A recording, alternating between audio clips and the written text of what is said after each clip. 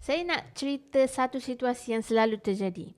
Ada orang pernah cakap dekat saya, Nadra, saya nak jual emas lah. Lepas ni, saya nak simpan duit dalam ASB. Sebab ASB ni, masuk RM10,000, tetap RM10,000. Tak takut turun. Dan jujurnya, saya faham. Sebab kita nak ada rasa selamat.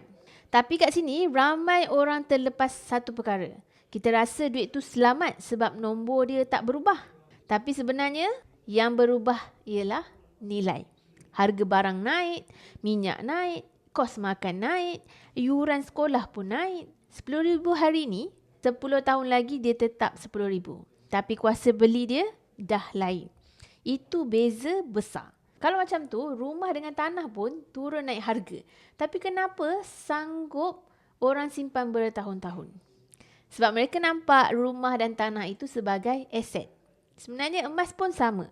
Cuma bezanya emas ni lebih mudah nak mula, tak perlu modal besar macam rumah ataupun tanah. Dan bila kita simpan emas, kita bukan simpan nombor. Kita simpan gram. 10 gram hari ni, 10 tahun yang akan datang tetap 10 gram. Dia tak akan hilang sebabkan harga emas turun sekejap.